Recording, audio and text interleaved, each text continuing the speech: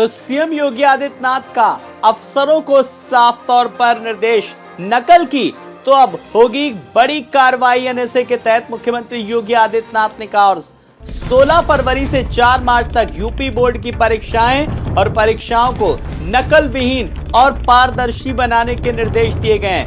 नकल करने पर पकड़े गए तो अब रासुका के तहत होगी कार्रवाई। तो आपको बता दें कि 58,85,000 से ज्यादा परीक्षार्थी देंगे परीक्षा और पूरे उत्तर प्रदेश में 8,753 परीक्षा केंद्र बनाए गए हैं। और बड़ी बात, शुचिता की बात की गई है कि एक शुचिता पूर्ण माहौल में परीक्षा को पूरी पारदर्शी तरीके से संपन्न कराया जाए।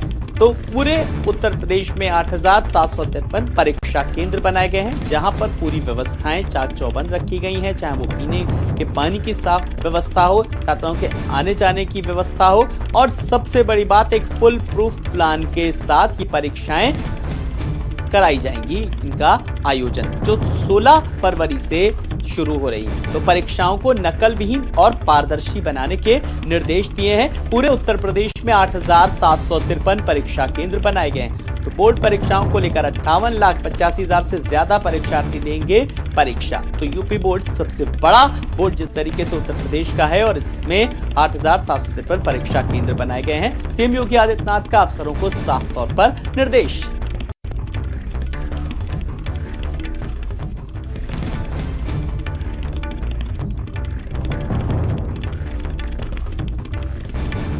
तो परीक्षाओं को नकल विहीन और पारदर्शी बनाने के निर्देश।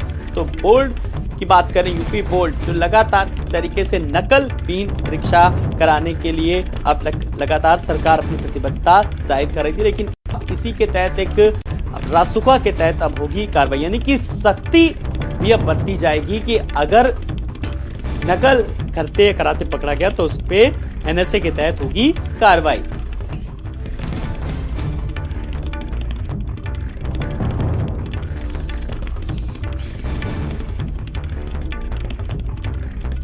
तो परीक्षाओं को नकल विहीन और पारदर्शी बनाने के निर्देश दिए गए। पूरे उत्तर प्रदेश में 8,753 परीक्षा केंद्र बनाए गए हैं। तो परीक्षा केंद्रों पर भी व्यवस्थापक की जिम्मेदारी।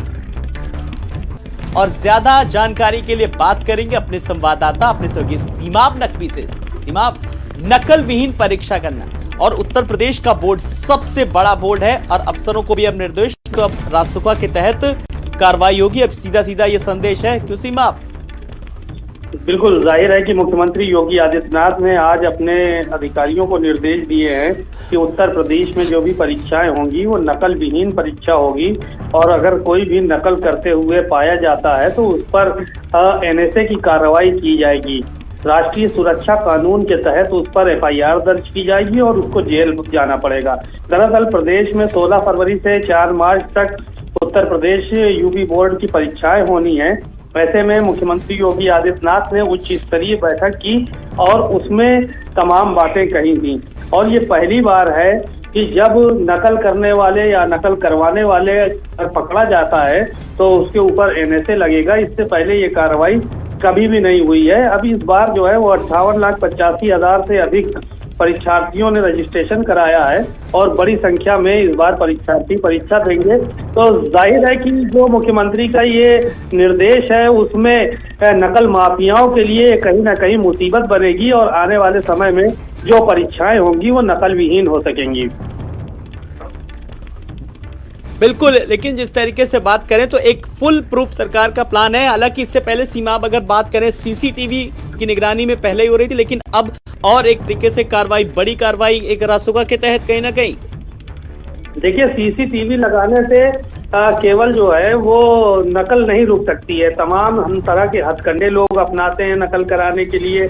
कई जगहों पर यह भी देखा गया था कि लाउड स्पीकर लगा दिया गया और वहां से बाहर से एक व्यक्ति बोलता रहा और सब लोग लिखते रहे।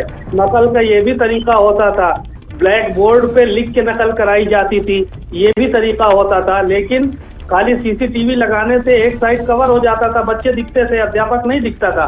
नकल विहीन परीक्षा कराने के लिए जब सख्ती की जाएगी, एनएसए जैसा कानून बना लगेगा, धाराएं लगेंगी, जेल जाना पड़ेगा, तब इसका सीधा बिल्कुल एक डर भी है जो इसका असर साफ तौर पर देखा जा सकता है। बहुत बहुत शुक्रिया सीमा, इस तमाम सारी जानकारी के लिए।